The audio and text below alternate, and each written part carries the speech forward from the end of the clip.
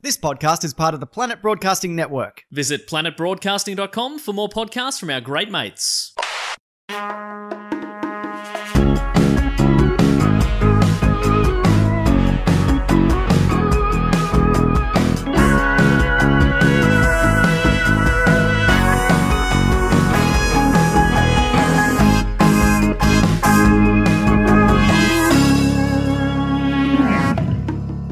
Welcome to Primates Podcast, the podcast where we go through primates and popular culture from chimpanzee all the way down to chimpanzee. Today, I am joined by two very special guests. My favourite two people in this room. It's Jess Perkins and Dave Warneke. That's right, I hate myself. Welcome to the show, you guys. Hey. Thank you for putting us above you. I always put you guys first.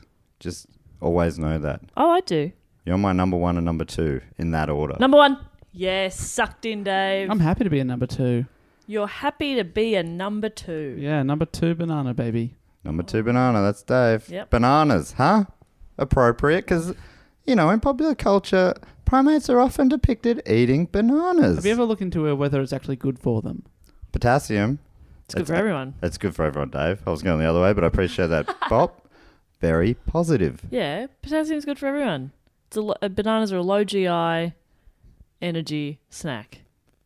Used to always eat a banana before basketball, and that would get me through the game. Right. And that's why I was always MVP. Yeah. You slam dunked the funk.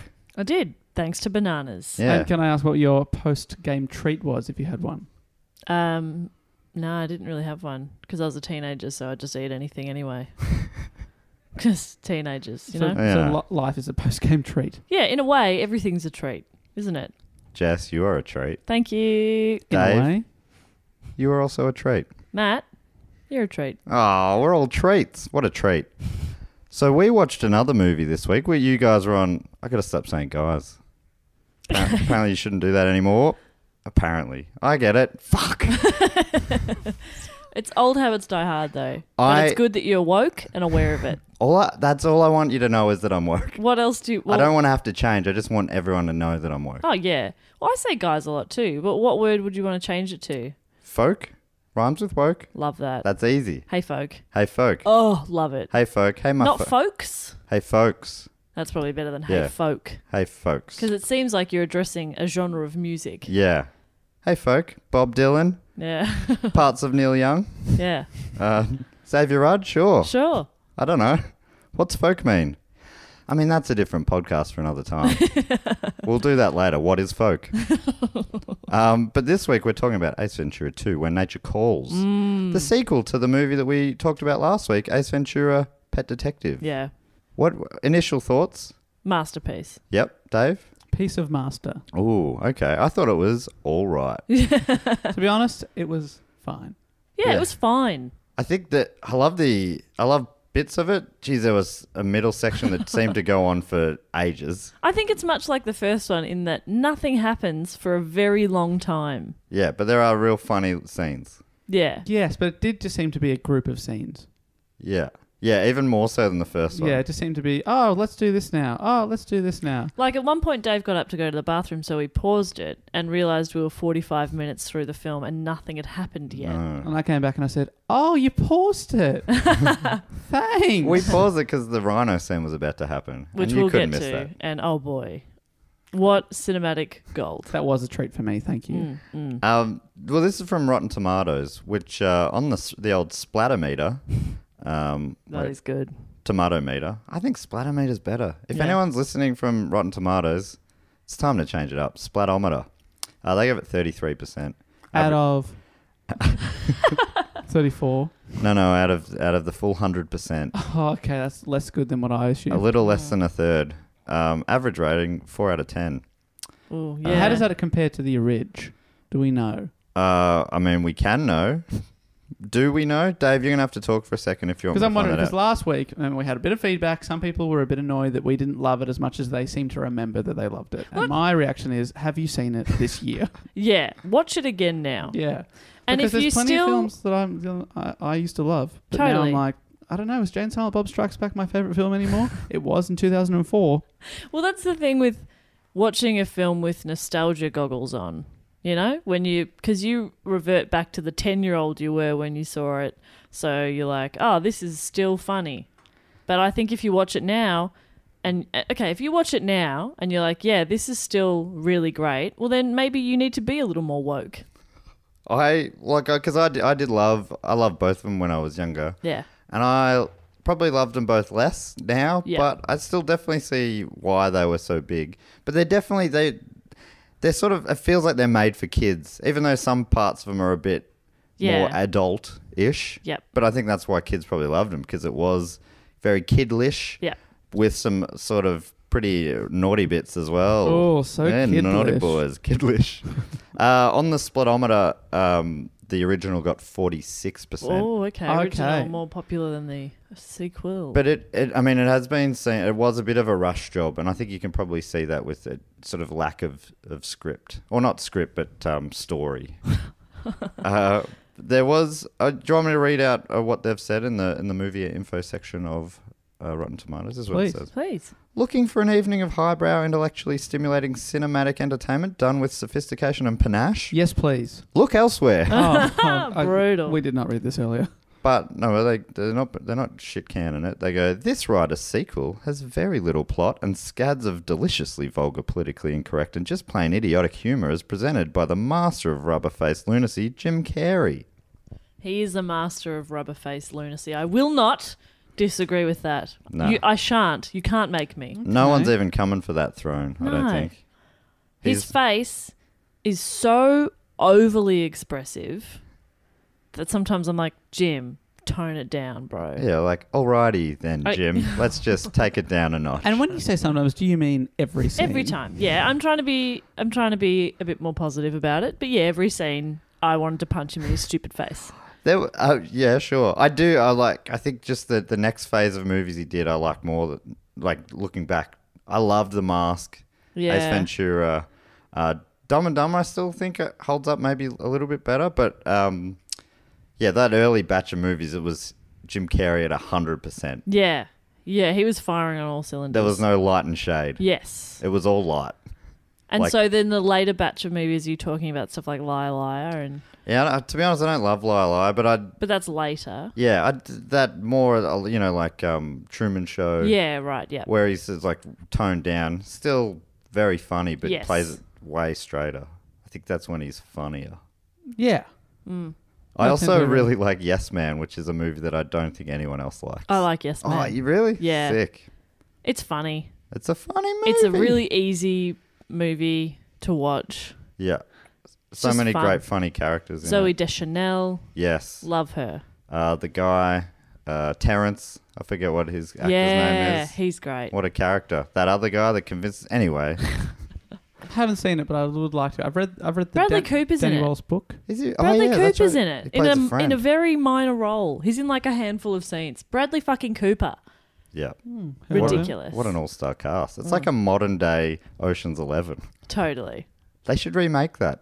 Get the Rat Pack back together. Well, who would you put in your modern-day Rat Pack? Bradley Cooper? Yep. Ooh. I'd have probably Julie Roberts I love Julia Roberts. playing herself. I know that seems weird, but I reckon it could work. Marky Mark. Oh, yes. Whoa, what about the modern-day Rat Pack should be the Funky Bunch? Okay. A band that would have broken up over 20 years ago. The Funky Bunch back together. Yes. Yes. Let's do it. Should we Alright. start a petition? Yep. Yun, let me finish. I was doing a carry. Her. Petish. Eon. That is good stuff. Yeah. What was your favourite scene of the movie? You know my favourite scene. The rhino butt? No. Oh, the Right at the right end. at the end. That was very good. Maybe we should break down the plot a little bit. Yeah, let's start at the beginning. We It's a should good be able place to start. break down the plot pretty quickly. Well, I mean, if you could explain it to me, that would help me understand. So it starts Bit off. better. The first part of the movie is Jim Carrey. You can instantly see there's a bit more budget in this film Yes. because we've got a helicopter shot. We've got a helicopter filming a helicopter. Jim Carrey So there's is. two helicopters. Oh, right. yeah, I forgot about There's that. probably two more helicopters in the first film. I think that would be true. The first one he opened the film on foot. This one he opened it on cliff. He was scaling a cliff to try to save a raccoon. Ooh.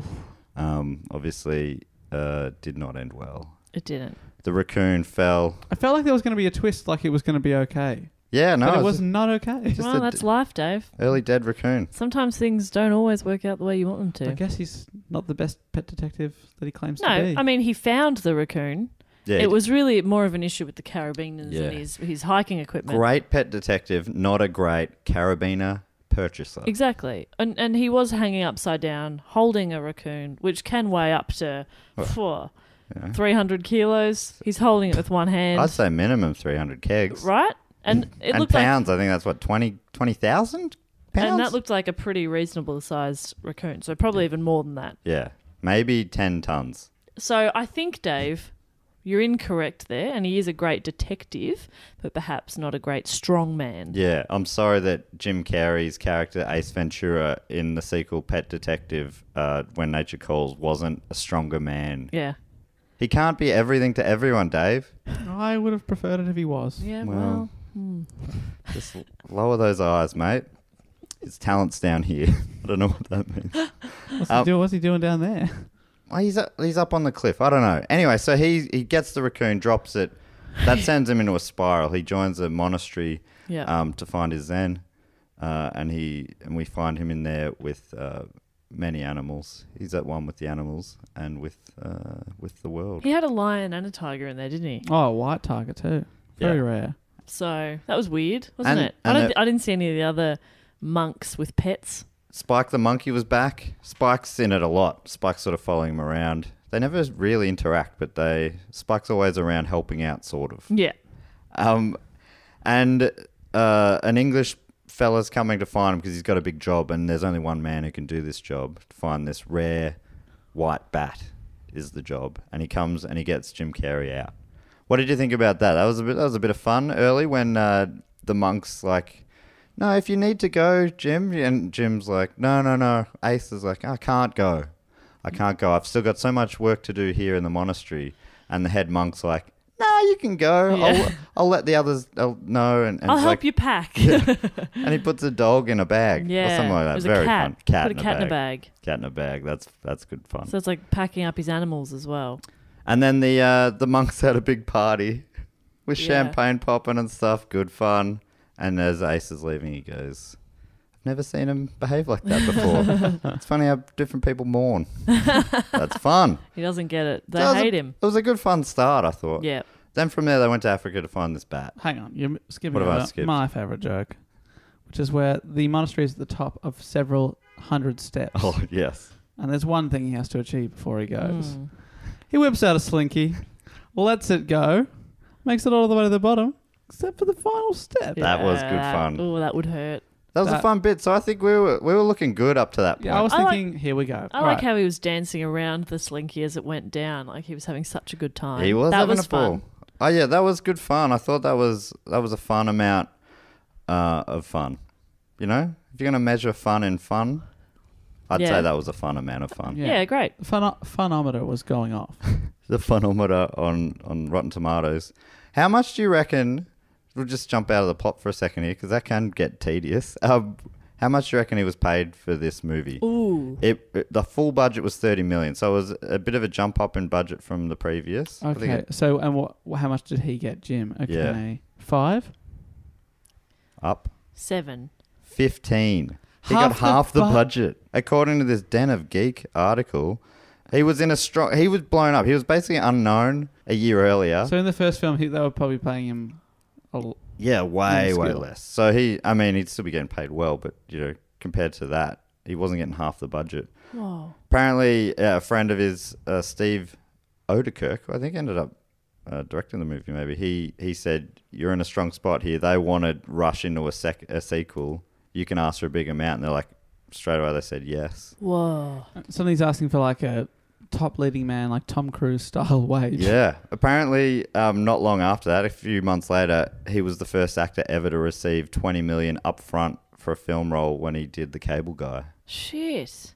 Yeah, so he was hot. Went from unknown to the hottest actor in the world in months. How young are we talking? Is Jim in this? Do you reckon? Jim, let me have a look. You're going to have to take the reins here for a second, Well, Dave. just because I'll be honestly very depressed if he's making this much money and is the hottest actor in the world, and he's younger than Jess and I are right now. He will be. Maybe not. No, he was 32. Yes. Oh, thank God. Imagine being older than 32 right now. You'd be pretty upset. Would have no idea how that would feel. So we've still got a few more years to be billionaires. And to be the hottest thing in the world right now. No, I'm not so concerned about that. I just want to not have to ever worry about money. That'd be nice. Yeah. You know? That would be really Because I was thinking the other day, obviously there's been those fires in Malibu, which is awful, and lots of people have lost their homes, including Miley Cyrus and Liam Hemsworth. Really? Their house is burnt down. Do they own property together? Yeah. Do they know each other? Yep. Liam Hemsworth, is he's not Thor, he's the other one. Thor's little brother. And what is he to you and I? A person? Big brother or? No, like what is he? Who would he be? Would I know him from anything? Hunger Games. He's Katniss Gale. Everdeen's dad. Is that right? Okay. No, he's one of the lovers. Yeah. The non-blonde guy. Gale. Why are you yelling weather words at me? Just keep going with your report. I don't have one. Or whatever. So they were keen to cash in, and that's why the movie happened so quickly. It was less than 2 years after the first, so they pretty much went straight back into production after the first one was done. And I think that's probably why there are some holes in the film. He was also in that deal was given the right to choose the director, which also he had a lot of power on this. And who did he choose? Well, he tried a few different people. He talked to the Farrelly brothers, but they decided against it. They just filmed Dumb and Dumber together, and they were working on Kingpin, so that was part of the reason why they couldn't. And he also talked to Spike Jonze, but he wasn't quite convinced. At the time, Spike Jonze was pretty unknown. But Kerry has since said that he's been kicking himself ever since that he didn't pick him, because soon after that, Spike Jonze made Being John Malkovich. So imagine what a different movie it might have been if Spike Jonze made it. Yeah, it would have been crazy different. So it wasn't the director of the original coming back then? No, it wasn't. It wasn't the original director. The director he ended up opting for wasn't even the final director. In the end, the director was one of Kerry's friends, the guy who convinced him to get more money. Yeah, because at the start I noticed it said written and directed by one person. Because in the first film it said written by, and then there were several names, including Jim Carrey. But this one it was just one director, one writer. Yeah, it's like, what? Yeah, that's interesting. I mean, you're not listening to this hopefully to find out any real facts about the movie, because I don't have any. But I think it makes it sound like if the director that was picked late for the movie was the writer, maybe the director fell through and the writer ended up going, all right, I'll do it. I know the script. And he's sort of like nervously shuffling and say, yeah, I know the script back to back. You want to see it? You don't need to see it. It's written on the back of a receipt. It's very short. The script. Yeah. It says Cliff, Arrow, Africa, Arrow, Monster Truck. Arrow finish? Question mark. How do we get there? How do we get there? I'm going to have to edit out some pauses. So the director was initially going to be a man named DiCerchio. DiCerchio. Wow. I don't know this man's work. DiCerchio had not had the easiest of times, according to Den of Geek. As it says here, Carey would come to the set and find that he would have to reblock many of the scenes, and crucially, not the scenes he was in. So Carey was maybe being a bit tough.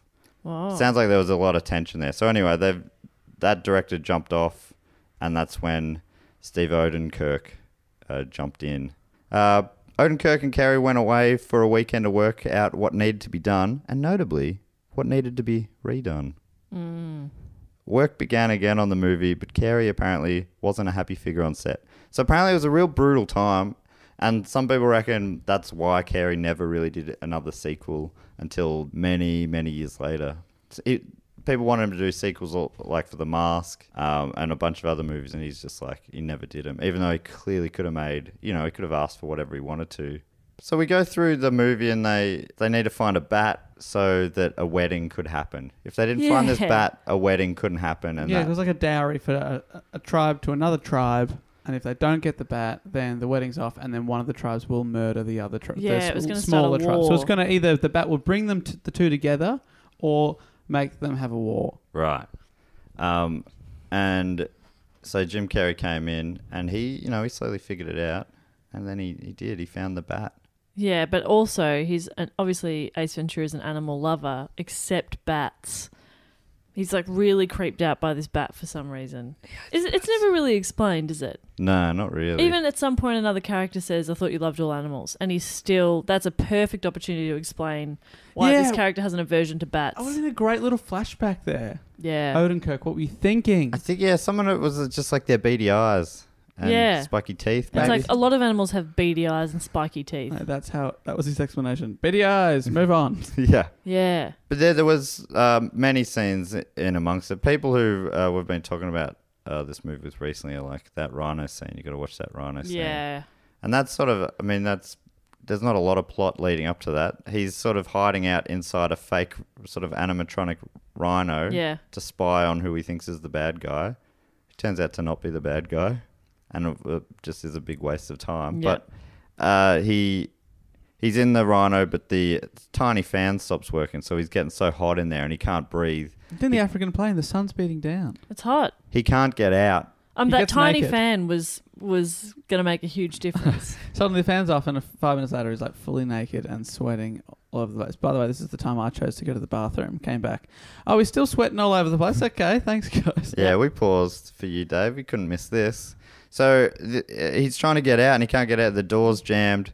The door of the rhino. The door of the rhino, obviously. And then all he can see... The door of the rhino. Which is where you expect it to be. He sees a little bit of light beaming in, and it's coming from the anus. Or what would be the anus. It's just a little hole around where the anus would be. Why they had that. Like when you were building the animatronic rhino, why did you include an anus? I do enjoy looking for the logic in this. Yeah, it's fun. And then, so he has to get out why there. Why is it made of like a stretchy material when it seems like the rest of the rhino is quite solid, like a metal? But instead, he's able to get his arm out and then stretch his face through the anus. It's quite graphic. There's some families who were there for a safari nearby. And they're stopping to see, that rhino's giving birth. Yeah. It's good fun, Bob. I know, I'm agreeing. He flops out, and of course he's already taken his clothes off, so he's just naked. Yep. The rhino has given birth to a naked A fully man. grown man. That was really funny. I think that was a real fun thing, but I think my favourite scene from the movie was the Monopoly Man scene.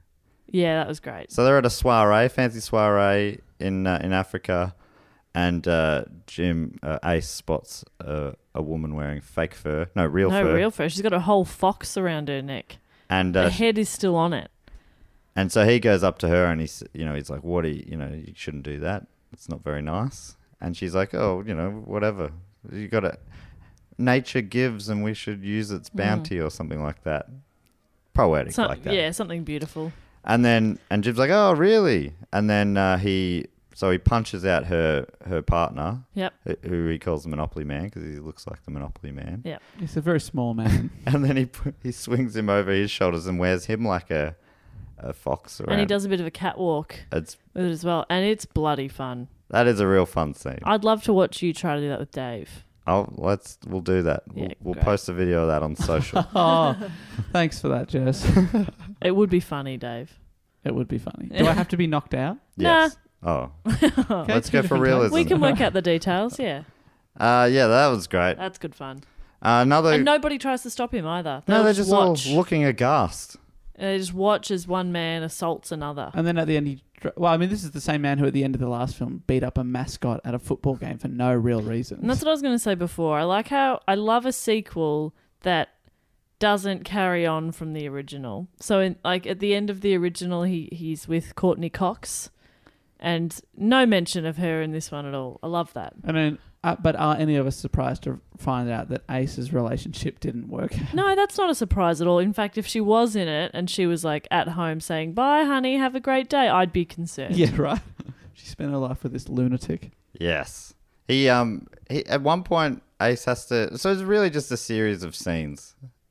Yeah. Very, very loosely tied together. At one point, he has to prove to one of the tribes, to the angrier tribe, that there's some sort of a man-on-man contest. Yeah, that he's worthy. He has to walk across hot coals. He does so by pushing a man down and walking over that man. Yeah. So that man's body and face is burnt to a crisp. We don't see it, but that's what happened. Yeah. Uh, That's funny. there's a fight with a small angry guy. Yep. Who just beats the crap out of him. Yep. It's fun. Gets a couple of spears. Yeah. Cops a couple of spears to the leg. Jess was taking the fun out of it by calling ahead to jokes. She's like, that spear's about to go into his leg. Oh, I'm sorry that I'm a comic genius. Yeah. And these jokes are incredibly basic. I can't remember how that scene finished. How did he end up? Did he beat this small? No, they ended up laughing at him because he was a sissy. And Oh, because he got 2 spears and he was saying they're in the bone and he was screaming and they were like, "Haha, you're a sissy." He's so weak, and so they just let him go. so, yeah, he walked away and he copped a dart in the ass, Yeah, which he figured out was slightly different from the other dart. yeah, So that was a bit of plot. yeah. That's true. And that's how he pretty much solved the crime. And Yeah. found out that the guy who hired him to find the bat was the guy who stole the bat. I wanted to cover his own tracks and make it look like that he'd done everything he could to find the bat. But Yeah, really, he wanted some local resources, so he wanted the bigger tribe to take out the smaller tribe, and that way he'd have the land for himself. Yes. Do you like sequels normally? This is like I think because infamously sequels are rarely better than the originals, right? Except for Terminator 2. And Godfather 2. They're the two that always come up. And Titanic 2? and Lethal Weapon 3. Ah, really? 2 + 1 = 3. Is that the one with they used to have a ride at Oh, good one. I Movie don't World? remember. I thought that was just a Lethal Weapon ride. I don't know Right. if that was. I'd love if it was specific. Yeah, the Lethal Weapon 3 ride. You remember the bad guy from Lethal Weapon 3? I think that's been rebranded since that ride. Right. I guess it'd be weird. People aren't lining up to you on the Lethal Weapon ride anymore. You'd hope not. Kids would be like, what is that? But then again, the mean? Scooby-Doo ride is still there, and that movie came out in 2001? Right. That's true. But Lethal Weapon... Fuck, it's a fun ride, though. It's a fun ride. It's so fun. Because like it starts off Scooby. quite shit. I think there's still cartoons and stuff that are being made of Scooby-Doo. Actually, there's a new Lethal Weapon TV show. But that as well. ride came out when the Scooby-Doo movie did. Right. At least Lethal Weapon sounds like a sweet ride name. So for kids, you'd be like, Lethal Weapon? Whoa, what is this crazy Yeah. thing? That You don't have to know rigs. Yeah. Yeah. I'm too old for this shit. You don't have to know that. No. You can just get on a ride. You don't have to know that there was a bomb in the toilet. What a scene. That's a great scene. It is a good scene. Use the bath. What a smart, Yeah. quick thinking. Everyone knows baths are bomb-proof. Yeah. Well, I do now, but I think people before and after that scene, I think that changed a lot of things. Yeah, That that saved a lot is- of lives. Before that scene, I never would have thought to use a bath. That is a classic Simpsons line too. When Mel Gibson's on the show. Before I saw your movie, I never thought there could be a bomb in my toilet. Now I check every time. And Marge goes, it's true, he does. That's a good bit. I think, well, this movie was well before 9/11 as well. So I think don't you think that does explain some of the sort of naivetes of the film? It is, a pretty childlike romp. Obviously, plot has become a thing in the current millennia. Yeah.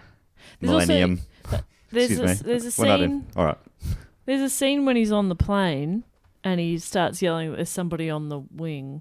Yeah, what's going on And there? That was never explained. No. I think he was doing a Star Trek impersonation. Oh, you said that something, but I didn't get that impersonation, and it just seemed like It was just an unexplained joke. strange non sequitur that just didn't mean anything. Yeah, but What do you think the reference was? I think it was William Shatner. It sounded doing like a Shatner William voice, Shatner. yeah. But do they have wings in Star Trek? They're more like circles, I'm aren't not they? sure. They discs.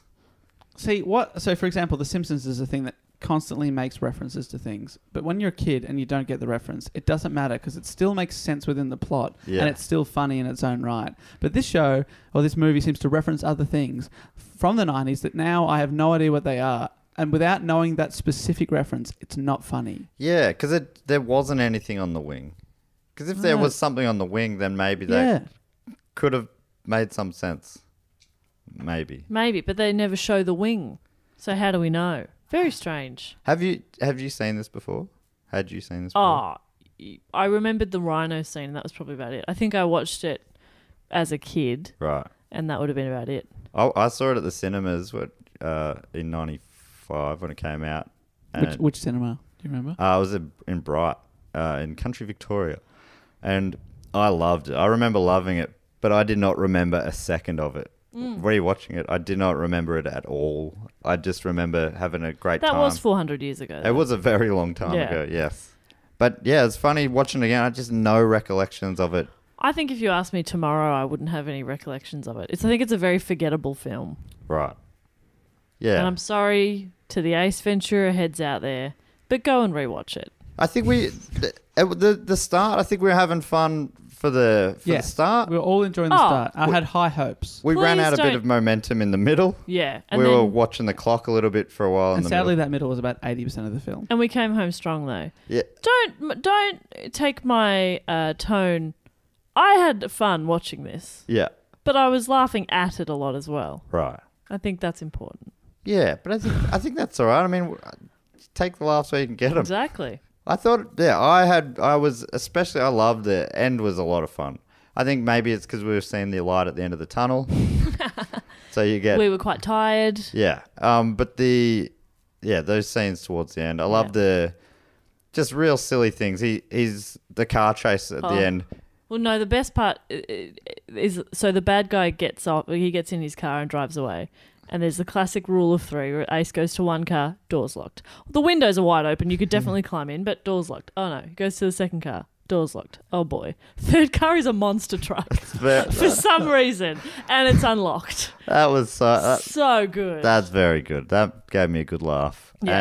And then one of the other best, my favourites of the film, which I think we all enjoyed in the room, was he drove up beside the bad guy. What did he say, Dave? He says his name. What was the bad guy's name? Let me see. I've got a page of quotes here. I might be able to... He says his name. He says, "From the consulate? This is weird." To the guy he's chasing. That was good fun. What are the odds? Yeah, as if you're driving along and you just see someone you know. Like It's tearing up "Ah, the African jungle. What are the chances? We all had a good laugh at that. That was very funny. And then right at the end when Ace he found the bat and he had to run it across the jungle back to the tribe where he needed to give it back to. And Jess and I loved that. He's running with the bat flailing above his head. And Dave is just asking us, why are you laughing? My stomach was hurting. I thought you were going to pass out from laughter, and I was going... I think it was you know when you start laughing at something and then I could hear Matt chuckling and then it was just this... And it was a build ever from that... Pretty much from that monster truck, or even before that, when Ace is in there and they've confronted the bad guys, and Ace and his offsider is by the door saying, "Turn off the light." It's like, turn off the light, and he's doing these army rolls across the floor. It's like, turn it off now. You're the one right next to him, and he does another army roll. Around. Oh. Turn off the light. There's light streaming in through the windows. It's very fun. Just a bit of fun. That was good physical comedy. Bit of fun. So from then on, I reckon it was every laugh had a little bit from the laugh before. Yes. And we were a bit delirious. Yeah, we were very tired. I think we were having fun. We're just having fun with it. Do you think we're still jet lagged? Yes. Okay, great. I think I'll get over it just as we board the plane day we to head home. leave, yeah. The day we leave, I'm going to feel fresh. I should say we're in a Bristol. We're recording this underneath my bed, which is a mezzanine above the lounge room. So we are sharing a wall with an Australian themed pub. Fuck me. That was open till late last night. I woke up at 2:30 in the morning because it was so loud and I couldn't get back to sleep. So I Googled the pub underneath to see what time it closed. Oh, right. Just to know what time we had any kind of reprieve. 4 a.m. Was it 4? Yeah. So I reckon we probably slept from 4-ish, but then again, everybody would have left, so that would have been loud. Right. Until about 7 when the garbage trucks were collecting nothing but glass by the sounds of it. Just glass. I reckon it was thousands of bottles. Oh my God, it was so loud. Because I wasn't even the pub that was keeping me awake. It was the people out on the street who seemed to be having glass fights as well.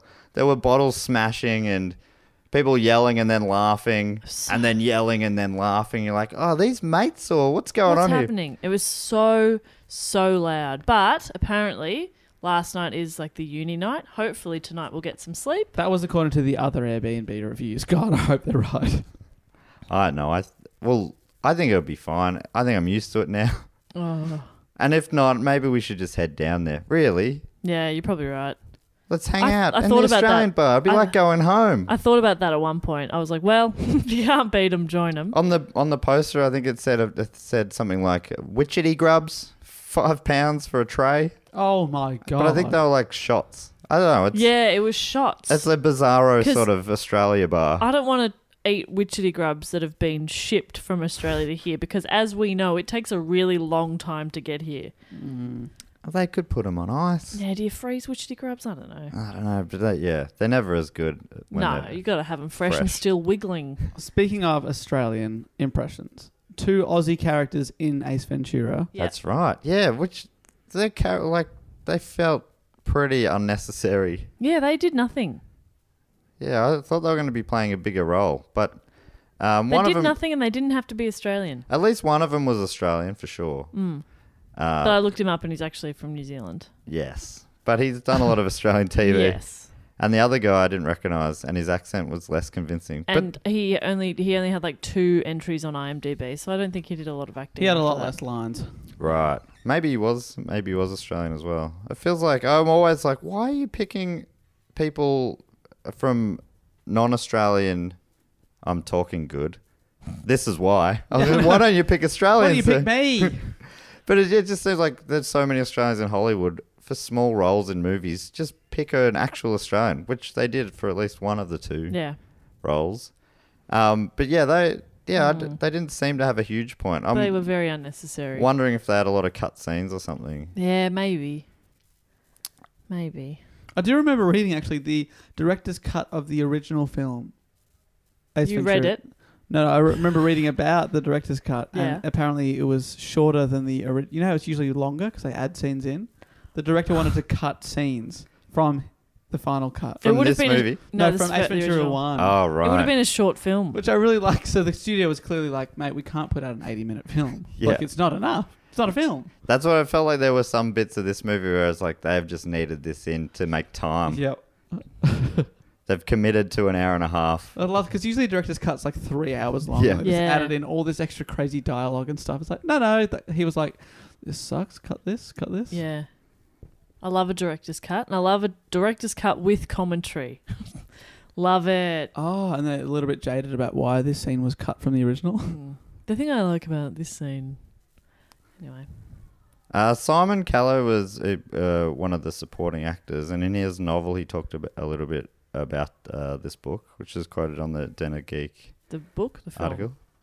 In his book. He talked about the book. He talked about his film in the Right. book. Okay. Sorry, I'm not talking No, too I was good. just confused. He said, this is from his book, Carey believed, rightly or wrongly, that having paid him a sum of money beyond computation to make this sequel, they were stinting on everything else, prop studio time. The atmosphere was somewhat strained. Jim was often ill. We shot reaction shots to scenes we had never played. Whenever Jim returned, he was possessed of a manic comic energy many times beyond what you see on the screen. Oh, God. How? He was worse than that. Not worse, bigger. That's worse. Yeah, the bigger the worse. Whoa. They think that this Den of Geek article reckons that he was struggling to come to terms with his newfound celebrity. We've all been there. And that was happening while this film was being shot. So a lot was going on. And it had the deadline that had to be hit, obviously. So there was a lot of pressure coming from everywhere. I imagine if someone 2 years ago you're no one, and now someone's giving you $15 million for any job. That is a lot of pressure. I'd take it, though. You'd say, but I just would never feel worthy of. I don't think No, of anyone course is worthy not. of that much money. Right. I think literally everyone in the world has imposter syndrome. Nobody thinks they're good enough for anything they're doing. Nobody thinks they know what they're talking about. We all think we're pieces of shit and that everybody else knows what they're doing and only we don't. Everybody has that at some point to some degree. I think the people who don't probably have different problems. Yes, sociopaths, yes. So during the film, he was also having to do promotional work for Batman Forever. So he was doing all these huge movies all within a couple of years. Oh. So Batman Forever is where he played the Riddler. But apparently on the set, the delays were drawing out on Ace Ventura 2. So people on the set were starting to call it Ace Ventura Forever. Very good stuff. That is good. Very good stuff. We've been doing this forever. Wow. That's a lot happening for him all at once. Yes. I see do you know who Callow is? I have a feeling he might be the Scottish man you like. It is. Yes, Simon It Callow. is him from Four Weddings and a Funeral. Oh, he's a Londoner. He's actually an Englishman. He's not Scottish. Why do I think he was Scottish? Because he wore a kilt in Four Weddings and a At Funeral. a Scottish wedding, yes, he did wear a kilt to a Scottish wedding. Classic Scott. Yeah, well, Are you thinking of John Hannah, who plays his yes, very close friend, that's what I was thinking of. who reads Funeral Blues, my all-time favourite poem, at his funeral? I think I really liked Prevent the dog from barking with a juicy bone. Simon Callow is a good actor. He's a good bad guy. We loved his look, didn't we, Dave? Oh, it was a bold look. It was strong. Everything about it was sharp. It was a real strong look. Real English sort of gentry kind of look. Slick tweed hair. Yeah, tweed. beautiful moustache. Mo. Yeah. So well Very groomed. proper. He had a cane too, didn't he? I think he could Yes, have. proper but evil looking. Yes. Oh, it was very clear he was bad. Yeah, when he goes, oh, you're an animal lover, right, Ace? And he took him into a room full of animal heads on the walls. Yeah. Hundreds. And then was really quite confused why Ace was freaking out. Including an elephant head. And you could see with that elephant head that most of the budget went to paying Jim Carrey and not into elephant head props. Into taxidermy. Yeah, that looked like a paper mache. No offense to the props But like a department. good paper mache. Yeah, you know? certainly. The $30 million budget, like the investment in him was obviously paid off because it made over $200 million at the box office. Whoa. It was a huge hit despite it being critically panned. Yeah. But so does he get 15 million and then like a slice of royalties? I'm not sure, but I would not be surprised. That's crazy. I think it would depend on the deal. Yes. I'd feel too guilty. If I'd already been given $15 million and then someone was like, hey, you should be getting royalties as well, I'd be like, okay, look, I've got 15 million. I'm set for life. I'm good, thank you. I think, well, I mean, you're going, the studio deserves this money. Is that what you're thinking? Well, I don't know. You take it and you can do whatever you like with it. Do something good with it. What would I do with it? Buy another house. Yeah, Something you're right. good. Yeah. Give something back Yeah. to the house market. Renovate my pool. Yes. Give Triple something it in back to the size. pool renovating market. Yeah. Give something back to the pool. Yeah. Yeah. Yeah, the pool's been there for you, Jess. That's true. Every now and then. Just throw it a little Spruce love. it up. Yeah, a little spruce. Yeah, you're Give right. it a diving end. Yeah, diving end. Give And it a diving slide. end. That's good. That's good stuff. That's real good stuff. Wow. Yeah, that's too much money. That's a lot of pressure. I couldn't handle it. And What- this is 15 million in the mid 90s. So that's more money than now. Yeah, that'd be... Someone's offering you $25, $30 million. US dollars too, by the way. Oh, God. So this is all, it's like, you know, No. seeing that Please. film, I'm sorry, Jim Carrey, but that was not a $15 million role. You ripped off to the studio. And if anybody's listening who was thinking of offering me a huge $15 million contract, even in Australian dollars, please don't. Please. I would argue that he definitely was worth that money because no one else would have made that movie a hit. He made it a huge hit, made everyone money. Imagine Nicolas Cage in that role. That would be fun, Very actually. different film. That would be pretty great. I think it would still be big. Yeah, I don't know. I feels like it was a Jim Carrey sequel. The film wouldn't have been made without him. The film made heaps of money. I feel like he made his... Maybe not the sum of its parts, but... Do you want to hear a few brief reviews from that Rotten Tomatoes has collated? Yeah, absolutely. So I'll give you these are some from- splats and I'll give you some solid tomatoes. These are from critics? Critics, yes. Here's a splat. There's so little to watch besides Carey. In fact, it makes you actually miss Sean Young from Ace 1, who was the baddie in the original. Mm-hmm. But here's a positive one, which is a bit brutal on Sean Young, because I thought she was fine, right? In the first one? Yeah. She's a good baddie, I reckon. Here's a positive. A little bit of Carey goes a long, long way. And this Ace Ventura comedy goes on for too long. That's a positive. That's 3 out of 5. Oh, wow. This is more accurate, I think. This is a guilty pleasure. Oh, that's fun. That's from colesmithy.com by Cole Smithy. Oh. Oh, how did they get him? It's a good get. Do you reckon it's Cole Smithy, like Alan Smithy? Yes, it's Cole Smithy. Or Smythe. I'm going to put my foot down on that. It's one of the two, probably. Here's a splat. 2 out of 10.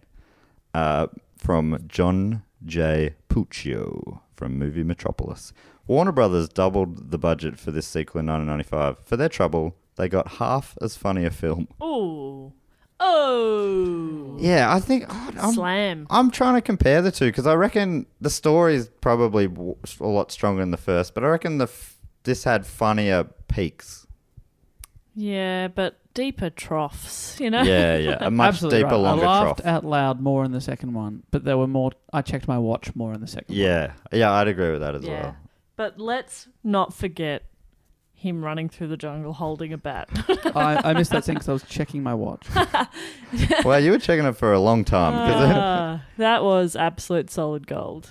I loved that. You loved it so much. I loved it. I was surprised. I was very tired. Was I missing something? And something about it just grabbed me and I really enjoyed it. And then Matt was laughing, and when he audibly laughs, that makes me laugh more. It was just a good time. It was a bit of fun. Bit of It was a fun. bit of fun. We were all crowded into Matt's bedroom, having a good time. It was fun watching it with friends, I will say. Yeah, I would God, I would have no. got 5 minutes in at home and turned it off. Yeah, Yeah, it for definitely isn't sure. a movie that you'd watch all the way through. Can we talk about the ending as well? Yeah, please do. Okay, it's got to have one of the worst endings sort of film I've ever seen. Yeah. So earlier in the film, the princess who's about to be married is I don't remember why she's talking to him. She's sort of cracking onto Ace because she's never known a man, and she shows him her boobs, and he Seems unimpressed. yeah, but no, he says like he's taken a vow of celibacy, right? And then the next scene is him furiously wanking in a tent. Someone walked in on him. We see it in shadow. Obviously, you don't see anything else. It's a family-friendly film. But then at the end of the film, the wedding goes ahead, Ace has saved the day, and then the groom comes out of the tent, shack, I don't remember where I think they went to a tent, and says she's not a virgin, and everybody then chases Ace through the... Yeah, because he goes like, can they test? They can How do tell. They can tell? And roll credits. But it was implied earlier that he hadn't had sex with her. He'd just gone home and furiously wanked instead. So he's running, it ends, and then it turns into a spotlight on his face, and that is the end of the film. I just want to say furiously wanks one more Yeah, time. it's great. It's a great phrase. He did it with extreme fury. Yeah. Yeah. We Vigorous. all looked at each other like, that was the end? Yeah, it does seem like it didn't an make odd any end. sense. They were obviously like, we need an end. And also, how did they know that? How did everybody else in the village somehow know that it was Ace that had slept with her? Allegedly. I think his face did look very guilty. Yeah. And maybe he went, yeah. I burned her. They can tell I boned her. Yeah, I think it was something like that. So these are the movies that he made around this time. 94, the original Ace Ventura. Also 94, The Mask. Also 94, Dumb and Dumber. Shit. That is amazing. 95, Batman Forever. Ace Ventura, When Nature Calls. 96, The Cable Guy. 97, Liar Liar. 98, The Truman Show. 99, He's Man really on the slowing Moon. down. But just like all of those, really, they were hits. But especially that he started off like, he must have gone, I can't keep up this pace. I need a bit more quality control. And it's also just, it sounds like he was stressing him out at the same time. Yeah, but also he's in his early and mid 30s during this whole time. He's got kids. Did he have a family by this point, or He's got kids? does he have kids? Jim I'm not Carrey? sure. Oh, I think he has kids. Jim Carrey's got kids? I could be wrong. Are you thinking of one of his characters, like the one from Liar, liar. Liar Liar? Yeah, that adorable little boy. No, he does. He's got a child, apparently. Born when, though? He's with Jenny McCarthy from 05 to 2010. He's been married. He was married to Lauren Holly in 96, but that was last a year. And he was married to Melissa Womer from 87 to 95. Okay, so he's been married in these times, but he has one kid who maybe wasn't alive yet. But okay. I was just thinking, like, I always like to when you see actors with insanely busy schedules, I always just sort of think about their family and how that works. How does that possibly work? Right. Even in couples that are both big actors, it's like, how do you see each other ever? Yeah, I guess they just make it work. Yeah, you're right. But also, like, I think some people don't need to be on top of each other all the time. No, I don't think. Yeah. I think, yeah. But I mean, if he's made 3 movies in 1994, you're not on top of each other ever. Yeah, so there was a divorce in 95, so maybe that's something to do with that.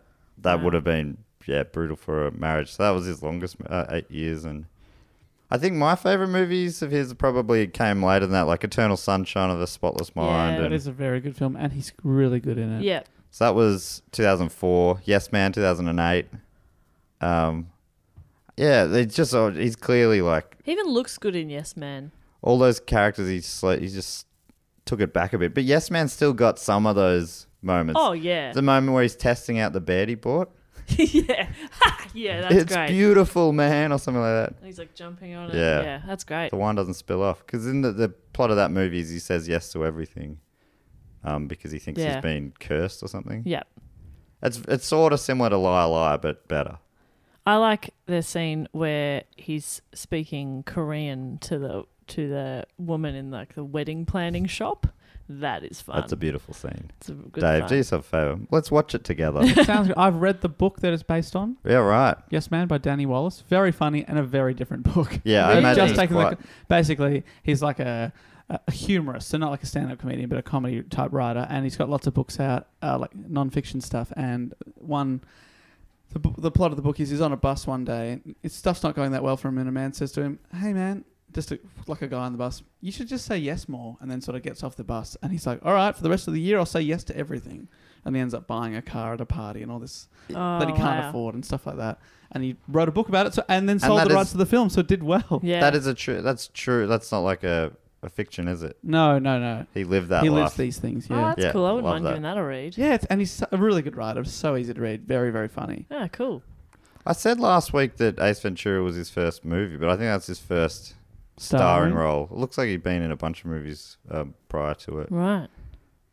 Such as Finders Keepers in 1984. 84? That's a long time before. Let me see who he played. Lane Biddlecoff. About 12 names down the list. Lane Biddlecoff. That sounds good. And he went on to be a huge star. Yeah. He's a upcoming movie, Sonic the Hedgehog, by the looks of it. I'm guessing that's voice only, is it? He has slowed right down. Dumb and Dumber 2. I thought it was called Dumb and Dumberer. That makes me sound silly. No, I thought it was too. That was 2014. Then he made a couple in 2016, and then Sonic the Hedgehog coming out next year. Is that that new TV show that I haven't seen much of? Oh, yeah, but critics are loving it. Mm. They are I watched going. the first episode. And what do you think? He's quite good in it, but Didn't grab ya. No, it kind of did. It was quite tense, Right. and I don't deal well with tension. Right. So I was like, oh, I don't want to watch more. Is that why you struggled through moments in Ace Ventura When Nature Calls? Because he built up some tension in moments. We didn't know if that bat was going to make it in time for the wedding. That bat that he hated so much. He had to hold it aloft as he ran through the wilderness. Oh, man, that is good stuff. This is again from the Den of Geek article. The film did hit its deadline in the end, so you guys can rest easy. It did end up getting finished and it made it to the cinemas. Phew. Oh, right. But it did seem to be a happy ship. But it didn't seem to be a happy ship, more noteworthy. By the time it arrived in cinemas, Carey was done with the Ace Ventura character, and so was Steve Odenkirk. I'm calling him Odenkirk, but it's Odenkirk. Arriving to lesser reviews than the original, although there is one gloriously funny, brilliantly crude scene involving an animal's backside. Okay. So these guys love that too. Seems to be that is the iconic scene of the film, even more than the monster truck. That's I'm just they've not got sure that the wrong way around. Sounds like maybe it is us who are wrong. The film was a big hit though, and Carey's star continued to shine. He was a rocket shooting into space. There was a lot more scenes in this movie where I looked away because it was a bit gross. Right. Didn't do that at all in the first one. Yeah, the In spit this one, I was scene. like, yuck. There's one part where like one of the other characters reaches in and pulls out a man's heart. Yeah. It's all supposed to be quite silly, but I hated that a lot. Yeah, there was a lot of silly stuff. And there was probably a bit of... There's some stuff that doesn't date super well with the tribes and... Yeah. just a bit strange stuff. But it's like, oh, that wouldn't... I don't think a movie like this would be made any... Well, like, it No. definitely wouldn't be made anymore, but... So what would you guys want to give it a banana rating out of a certain amount of bananas? I'm Say a going to give bunch? it 5 out of 10. 5 out of 10 bananas. And the ripeness on the ripeness scale? They're edible. Edible. Yeah. So like it's in the yellow zone. Yeah, they're not perfect, but they're edible still. 5 out of 10. So you preferred it to the original. Yeah, what did I give that one? 2 out of 6. Okay, that does sound like a scale I would give. I think we all rated it out of 6. I think we actually all gave it 2 out of 6. Again, I'm thinking more about the amount of laugh out loud moments I Yeah. had, which could be contributed to a number of factors, such as fatigue. But I did laugh pretty hard at that monster truck and that bat. So you can have 5 Yeah. average bananas out of 10. Dave, what about you? Out of 10, am I going? Sure. It makes sense to keep it on the same scale. I'd probably give it a 4 out of 10. I knew he'd do that. Really? Yeah, I just know you. Yeah, I just didn't. I also laughed more at this one, but here's the question: if you had to someone said you got to rewatch one of them now, which one would you pick? Oh God, I'd probably pick a gun. Just kill me now. Yeah, I'd probably pick number 1. Yeah, number 1. That's the tricky thing. Number 1's probably a better film, but number 2 had funnier moments. I think more Yeah. peaks, but more I troughs. don't think I could do that middle section again. Yeah, that's probably I've true. already forgotten it. It did have more primates, which we haven't talked about too much. Oh, yeah. It was mating season for gorillas, and also near the end, the bad guy got taken down by... Well, like, it wasn't shown, but I think it was implied that a gorilla was Having taking sex with him. advantage. Yeah. Considering the day he'd had, Yeah, that's not what you want. yeah, the last thing you want is to be attacked by a gorilla. Yeah. So, and then, How confused is this gorilla as well? yeah, like that looks nothing like, A lady gorilla. yeah, come on. So now we're thinking, do gorillas need glasses? Yeah. That'd be cute. How many gorillas have you seen wearing a tweed jacket with a stylish moustache? And white skin, very white. Mm. Yeah. You poor gorilla. Oh. And there's also some chimps in it too. Yes, there's a bunch of chimps. They're cute. They go through it. We got monkeys as well in there. That's quite a good representation of primates in this film. Mandrill. There's a mandrill, great mandrill, but they don't have a lot to do really, apart from Spike, the monkey. Spike does a couple of little things. He's got a few scenes. Yeah, including a scene where he attaches Ace's parachute to the back of the baddie's car, so Ace can fly up above the car and use a binoculars to read the number plate of that car. Well, as he flies off the back of the car in an open plane and somehow is not seen by the baddie. Yeah, I guess like the ridiculousness is obviously on purpose, but it's sort of like it's one of those bits that feels like this is just for the cool shot of him up in a parachute. Let's do a wacky montage. But yeah, so I can't tell. Yeah, it's There's hard. some bits where it's like I don't know. Is this anything? I'm not Yeah. sure. And if I'm asking that question, then I think the answer is yes, it definitely is. That's something. That's something. It makes you think. And not a lot of movies make you think anymore, do they? You know? Too obvious these Yeah, days. too obvious. Mm. Well, Ace definitely made me think a lot. And what score would you give it? Oh, bloody hell. On the jokeometer, I'd give it a 6 out of 10 bananas. But on a storyline, it'd be like a 1 out of 10. So overall... So what does that average out to? About 3 or 4 out of 10 bananas? 3.5. But it was a good time. I still had a good time. I loved watching it with you guys. Did you just like our company then, perhaps? Yeah. Yeah. I did. I probably would have enjoyed watching anything with you guys. Yeah. Hardcore porn. 10 out of 10 bananas. Big bananas. And we also talk about which of the primates would you pick as your favourite in the film? And Chimps. the chimps? I love chimps. Yeah, chimps on the log. There was a very nice scene. They're they're all cute. crowding around Ace Ventura and like grabbing his hair and stuff. That was nice. They were picking bugs out of each other's Yeah. backs That's and cute. eating them. That was probably my favourite chimp-based scene. Yeah. And so those chimps, we share 99% DNA with those chimps. Andy Matthews told us that, and he's sort of like a scientist. How much of yourself do you see in those chimps on screen?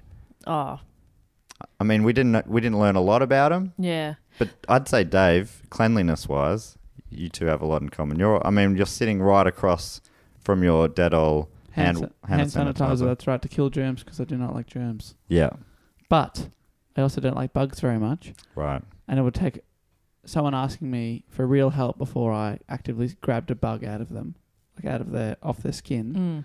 And ate it. Is that they were eating them? Yeah, they were eating Okay, it. so Jim I'm- was eating the bugs, I'm pretty sure. I think I only share 61%.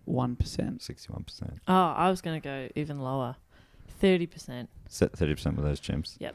I'm going to go with Spike, and I'd say Spike, I felt even more connection to him this week. I forgot what my connection was last week, but I'm going to say 69% this week. Because I just felt about 2/3, maybe a little bit more than 2/3. Just over, yeah. Yeah, in common with Spike. He was helpful, he was all around. Not in your face. No. He doesn't need to be in your face. It's not flashy. No, not flashy. That's just, I'm like, that's me up there. Yeah. It's me on screen. Yeah. About 2/3 of me on screen. Yeah, right. I'm probably not as energetic. Which 2/3 though? Which third of you are you leaving off screen? It's the energy. Right. Yeah. But if you had to chop your body into 3. Oh, okay, sure. I think the mid-third you kind of have to include. So it's top or bottom really is, yeah. And what you're probably choosing. the top as well, because I think if you lose your head, So you're cutting yourself off at the knees. I think that's probably the only I agree. option. I agree. Thank you. You always have my back. And Not your legs. not below my knees, though. Yeah. Well, that brings us to the end of the chat about the fabulous film Ace Ventura 2: When Nature Calls.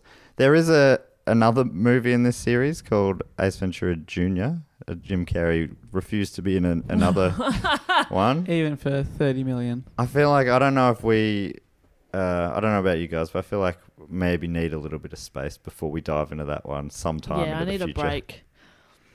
Too much Ace is a good thing, or whatever that saying is. So that brings us to everyone's favourite segment on the show, Primate Sporting Mascot segment. Yes. This week I got an email from Germany in Dortmund from Christopher Rath.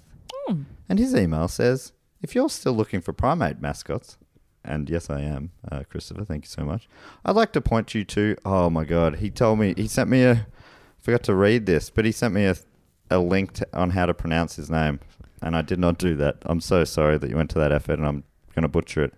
I'd like to point you to Michel, the gorilla mascot of HSV Hamburg, which is a great city in Germany. Great.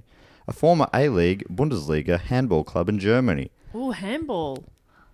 Since I'm not sure, it's a big sport in Europe. Yeah. We just don't have that in Australia. I remember we did it in PE at school. Really? So how do you European play handball. it? Is it like a... There's goals. Okay. So it's sort of like... It's a bit like indoor soccer. soccer, only you use your hands? You use your hands. And you can only take a couple of steps. Yeah, I think Right. soccer meets netball. Yeah. Ah. And they throw it so hard. Yeah, it's a Right. very quick paced game. And they like jump in the air and throw it. Oh, yeah, it's really fun. So it's sort of like on-land water polo. Yeah, kind of. Yes. Which is weird because on-land polo Very has different. horses. It Yeah. should be called horse polo, and then handball should be called land polo. Or horseless polo. Horseless land polo. Yeah. That makes sense. And water polo should be horseless water polo. Yeah, now we've got a system. Yeah, it makes a lot more sense. I'm going to write an email to the A Olympics. firmly worded one?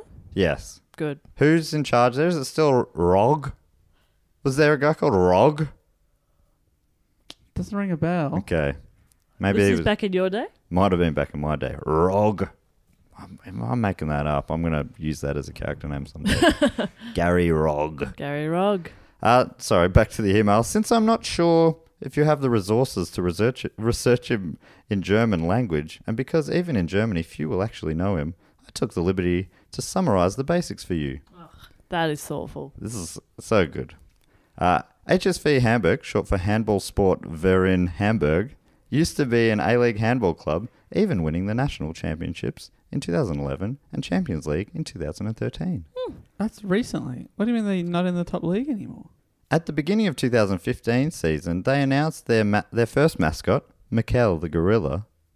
Michel had to fight against some backlash from fans who complained on Facebook claiming that a gorilla would not really fit in as a mascot for a northern German team. I mean, okay. Or a southern German team. But Christopher says it's a bit of a weak argument because in the same area there were teams with zebras, lions and kangaroos as mascots. Yeah. It's like a gorilla in northern Germany? Get Ridiculous. out. A kangaroo makes sense. Thank you. Unfortunately, Michel only had a very short career of one season because the club filed for bankruptcy in late 2015. 2 years after winning the championship. Yeah, I know. That's wild. Surely you're just rolling around in cash. You're on top of the world. The handball world. Yeah. Which is as we said, is big in Europe. Yeah. This was due to a big investor pulling out of the partnership in 2014. So they rolled on for a further year. So the investor was like, oh, I've won a championship. Yeah. Goodbye. Just a vanity project for him. Handball is life, bro. You can't Yeah. just cut and run. Yeah. Handball isn't just for Christmas. That is something that I've heard said many times. And now it finally makes sense. Yeah. The HSV had actually lost its license then because of insufficient funds. They went to the ATM as a club and it said, boop, boop, boop. Yeah. They've eaten our card. Uh-oh. But they did manage to get a license for that final season before going to court. And then it was all over. Michel's career was doomed from the beginning, Christopher says. After filing bankruptcy, the HSV dissolved in 2016 and the successor team played C-League without any mascot, which is just spitting in your face. Yeah. Which obviously in Ace Ventura, when nature calls, a high compliment. Yeah, huge compliment. But in this case, less so. For those who haven't seen it, there's this real gross scene in it where they spit on each bring it other, up which again. is a compliment in It that. was so gross. He says at the end, maybe you can make something out of that. I think we have, Christopher. Yeah. I think we have. He also apologised for his bad English, but it was better than mine. And it's not your first language, as you say. Thanks so much for getting in touch, Christopher. If anyone does have any other primate mascots, I've got a handful left. And then I'm considering changing the segment to maybe Primate of the Week. And then I could just broaden it out to any sort of, the corporate mascot or a real-life primate. But we'll see how we go. Maybe sporting teams will come to their senses and start renaming all mascots. You got mandrills, you got drills, you got spider monkeys, you got capuchin monkeys. How many of these underutilized primates are there? It's quite embarrassing. They're all they're great sporting mascots. It's wild to me. Anyway, here's time for everyone's favourite segment of the show, Circus Watch. Oh, yes. I'm keen to get jingles. Dave, can you write and record some jingles for these segments? Oh, okay. Thanks, mate. Oh, okay. Dave's a musician. He's been in bands. We listened to one on Spotify yesterday. Yeah. What do you think? Great. It was great. It was so good. Oh, great. So many years ago, but my old band Playwright.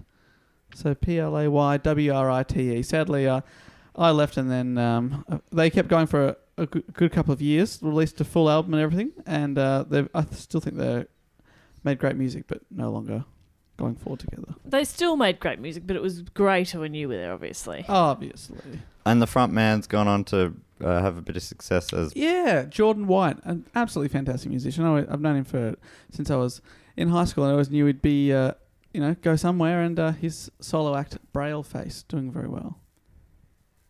Obviously, don't you think it would have been better if he called himself Monkey Face or... Capuchin Face. Yeah. That would have been great. Chimp Face. Chimpanzee Z.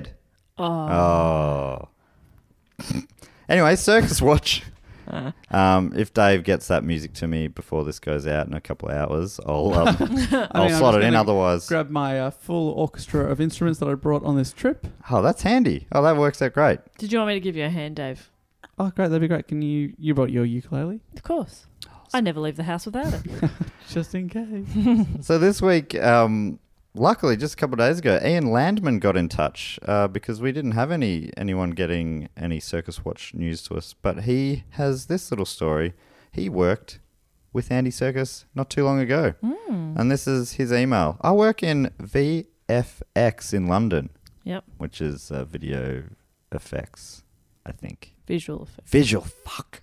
We worked with him on Mowgli, the Legend of the Jungle, which is a new Netflix show movie that's coming out soon. And Andy directed, is that right, Mr. Serkis? Yes. And so Ian helped create all the CG and animation with his team. It was a project 4 years in the making. There were endless changes. And he also reckons that could make a really good episode of the show, which I think we should definitely do.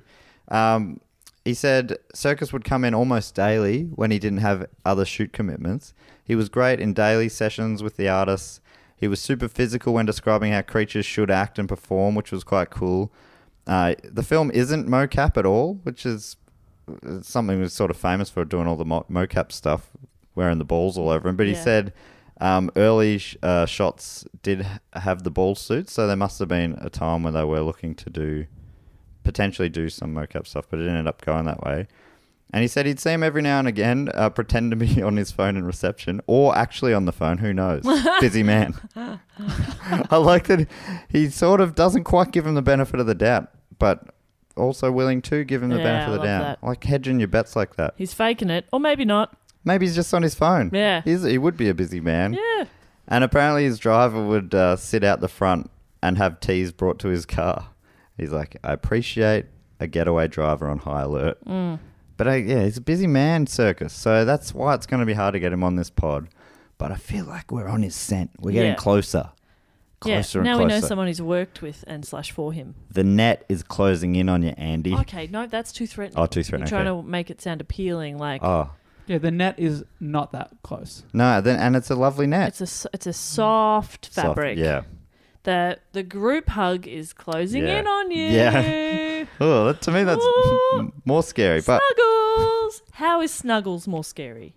Hey, some strangers want to come give you a group hug. No, it does sound... I love to hug. Who am I kidding? I love to hug. I know you do. Fuck, I love hugging. love hugging. So thank you so much for getting in touch, Ian Landman. Thank you for your work. Oh, yes. I can't wait to watch your film. If anyone does have any Andy Serkis anecdotes, if you've seen him, you know him, or you know someone who's seen him, please get in touch. You call them anecdotes? Anecdotes? We're not looking for Andy Dick. Yeah, that's a different Andy segment. Serkis. Obviously, Andy Dick, we'd call that the anecdotes. I think anecdotes really works. Circus-dotes. Circdictokes. Yep. Yep. Yeah, dokes. Dokes. Dokes.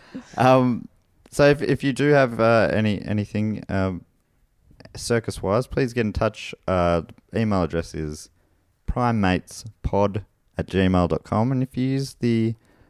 What do you call the thing where you put what the name of the email is? Subject line. Circus Watch. Yeah. That brings us basically to the end of the show. The only other thing that we like to... I keep saying it all basically brings us to the end of the show. It has not at all. Our most important... You have many segments on your show. Do you know that? Do you think too many? All too of many them segments? are your favourite. Not all of them, but this one is my favourite.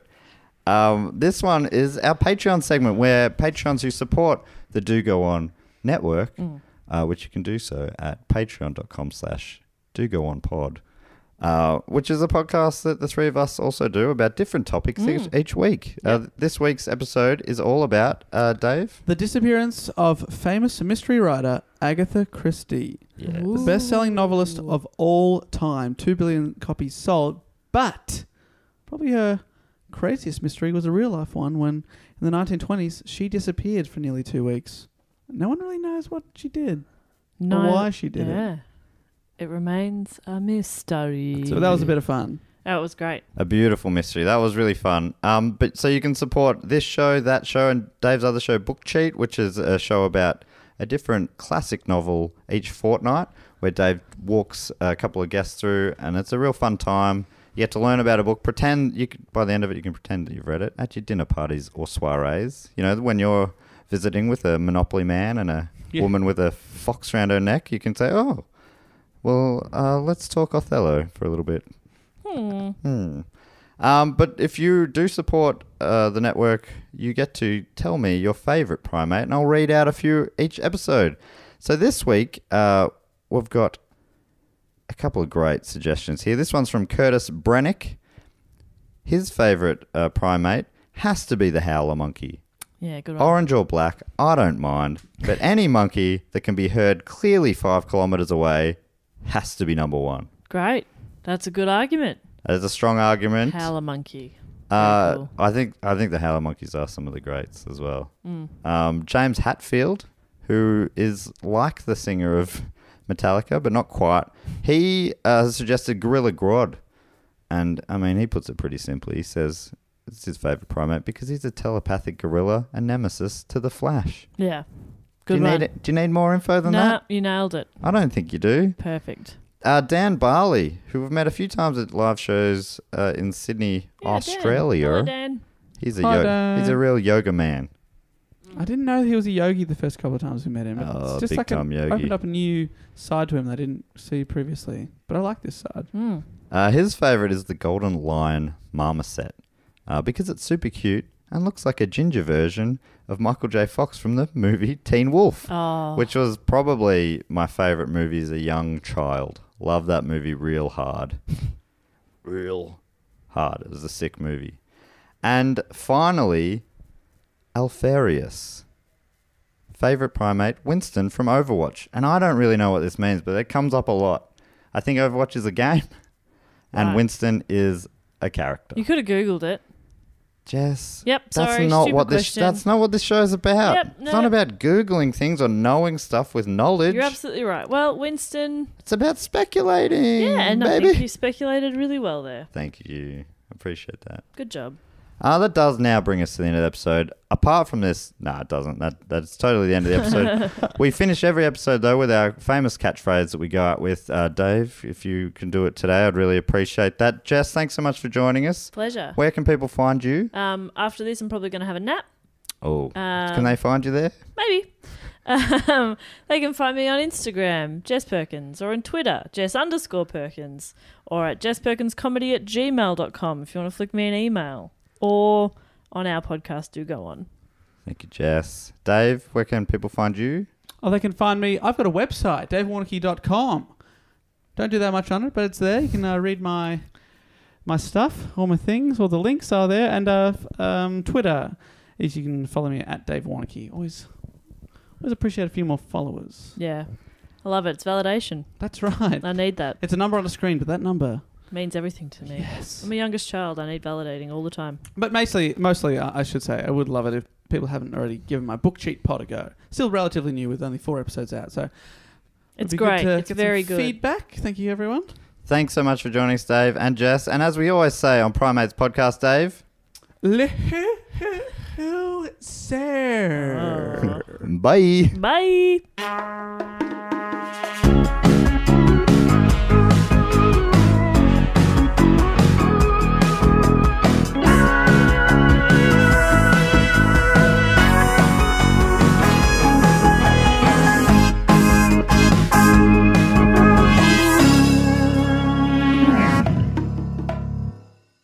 This podcast is part of the Planet Broadcasting Network. Visit planetbroadcasting.com for more podcasts from our great mates.